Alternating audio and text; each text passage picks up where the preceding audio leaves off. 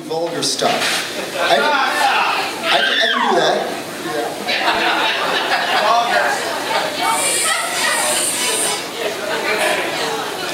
So I used to live in New York, and there was this guy in New York by the name of Mose who created this sort of genre of poetry that a bunch of us were writing for a while, the Maria Callaghan poem. The form of the Maria Callaghan poem is, you used to be involved in a relationship with Maria, you broke up with Maria, you have this brilliant ploy to get her back, you try the ploy, everything seems to be working great, and then something goes terribly, terribly wrong, and you lose her forever. This is my poem of that ilk, Maria Callaghan. Maria Callaghan and I were an item back in the summer of '99, but in September she left me for an actuary. She said I was too boring. But I knew she would feel different now that it had the operation, so I arranged to meet her at a nearby Italian restaurant where the waiters know me and are indulgent of my eccentricities. "It's good to see you," she said, upon arriving. Never one for small talk, I told her, "Maria, did you know that there are only 2 words in the English language that contain all the vowels in alphabetical order?" "Oh, really?" she said, facetiously. Just then the waiter came to take her orders. "I'll have the Cobb salad," she said. "What kind of dressing would you like?" the waiter asked. But before she could answer, I said, "I'll handle the dressing!" The waiter gave me a knowing wink and returned to the kitchen.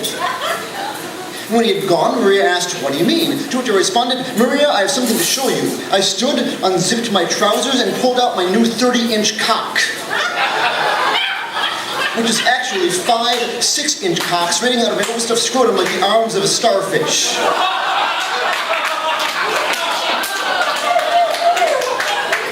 I could tell she was shocked, so I waved my cocks at her like a big friendly hand. "Oh, Jean-Claude," she cried, "that's marvelous." I made my cocks twirl like a pinwheel and she tittered like a schoolgirl. I had her right where I wanted her. I considered making some shadow puppets on the fancy tablecloth, but no one likes a show-off.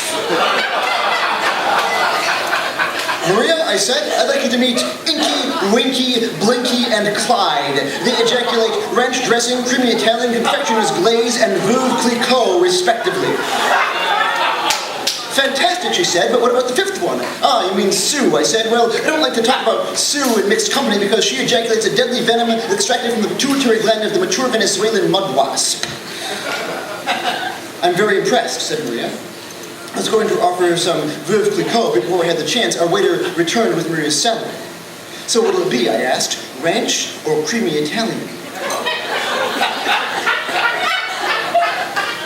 "Creamy Italian," she said, with a suggestive leer. I began coaxing Winky with a slow, gentle stroke.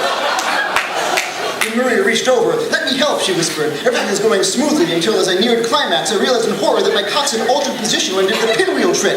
"No, Maria, no!" I cried. "It's the wrong one. You'll get confectioner's glaze or something all over your salad." But it was too late. The floodgates were open before I could prevent it. Venezuelan mud wasp venom soared out of Sue, and what I couldn't help noticing was a perfect Hyperborean arc landing directly atop Maria's head. I stood, panicked for a moment, unsure of what to do. Before my very eyes, Maria's hair dried up and fell out. Her face turned bright red and began to swell like an overripe cassava. In a matter of seconds, her entire head popped like a bad question, befouling her soil and soiling the fancy tablecloth. Her left eye landed with an audible plop in my Chardonnay. "Waiter," I said, abstemiously. "Check, please."